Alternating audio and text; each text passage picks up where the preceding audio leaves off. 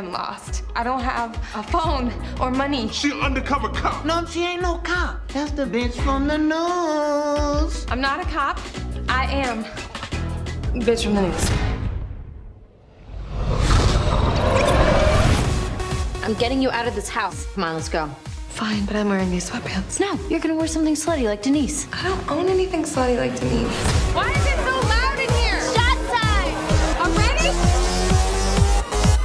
You want to get out of here? Oh, absolutely. You stay here. Are you stuck? Yes, I am stuck. I'm getting you home safe. Where do you live? Where do you live?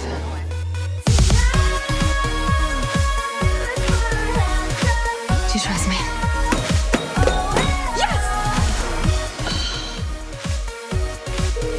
You have 4 new messages. Megan, the network needs a new anchor. They're coming to watch the newscast tonight. This is the break you've been waiting your whole life for. Oh, no, wait. My purse is in there.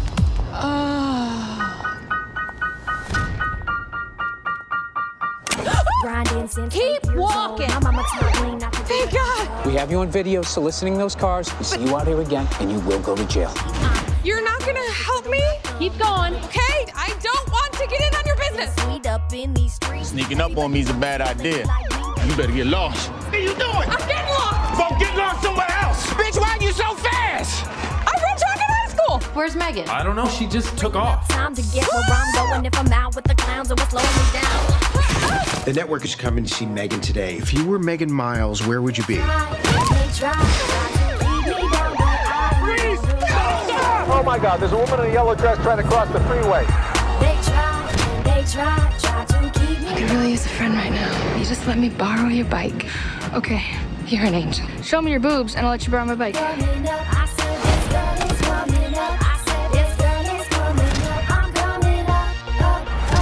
You can't have your car without proof of ownership. I have the key. Look.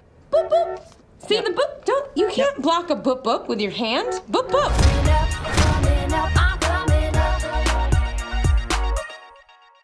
It's anybody's guess if this movie is going to be good. It stars Elizabeth Banks, who has a very spotty track record, and it's from Sydney Kimmel Entertainment, which is equally spotty with their track record. So it's really up in the air. But I have to tell you, one thing that is certain about this film is that it's revolutionary.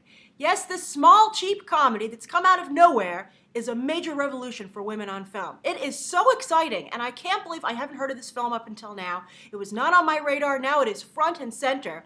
I'm excited for it. I'm nervous for it, because as I said, I don't know if it's going to be able to deliver. But just the fact that it exists is a huge step forward for how women are portrayed in film. And allow me to explain. Now, Cate Blanchett, when she accepted her Golden Globe for Blue Jasmine this year, said, this was a great year of 2013 for women's roles. I've discussed it even on Beyond the Trailer, how there were very strong female roles in almost all the big top blockbuster films of the year. But most of them still had a situation where the women's character heavily revolved around romance and or family. I think World War Z was really the only exception there. But let's take an even better example that really hits this home, and that is the nominees for Best Actress for the Oscar. You have Amy Adams for American Hustle.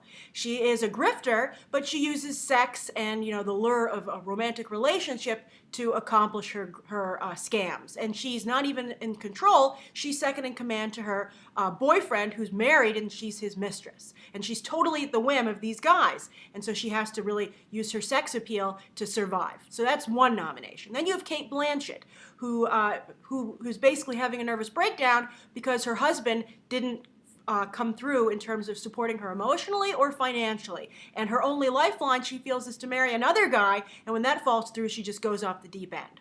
All right, then you also have Judi Dench. That's all about, how a guy took advantage of her when she was young, and she's trying to find her long-lost son, and she's helpless, and she needs a guy, a male reporter, to come in here and help her.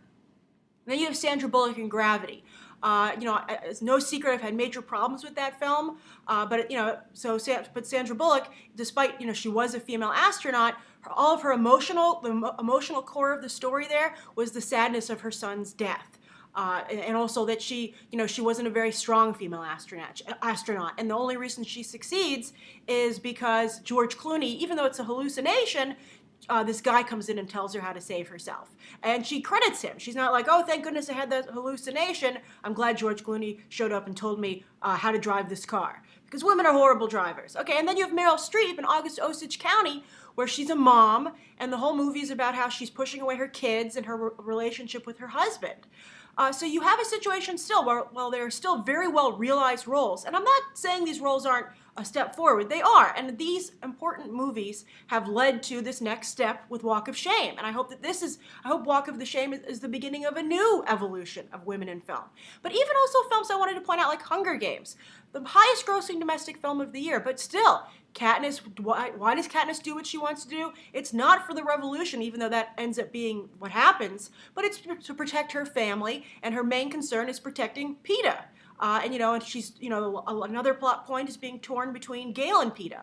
And then also even Bridesmaids. Bridesmaids was a very revolutionary film, definitely paved the way for this Walk of Shame film, but still, Kristen Wiig feeling bad, she's not married, and, she gets pulled over for bad driving, and she falls in love with the officer who does so. I loved it that the officers, Elizabeth Banks might be trying to look sexy from her date, but they don't care. And she doesn't try and use sex appeal to get anywhere. The officers aren't, they're not even interested in her as a hooker, and they literally leave her there. I think that's fantastic. I just think this is really exciting, and I hope that people go out, and at least female moviegoers, and I hope it's fun for everyone, though, because that's the only way these movies are going to succeed. But I'm definitely going to see this movie no matter what and support it. And I wouldn't even have known if the trailer, if one of you hadn't pointed out, actually it was a male viewer on Twitter, so thank you. And I think this is just very exciting, and it shows that progress is starting to happen, and it happens sometimes as a surprise. Because this, as I said, totally was not aware of this film. And good for Elizabeth Banks. She looks like she's doing a really good job here.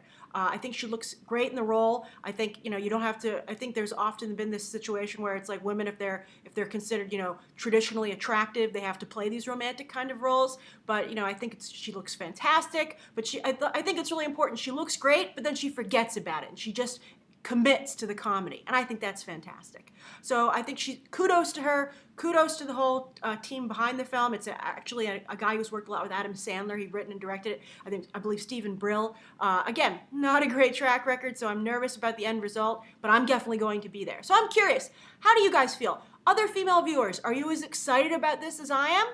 Male viewers, does this look like something you want to see, or is this only like a women's rights kind of movie? Write your thoughts down below, and you can check out some more episodes right now.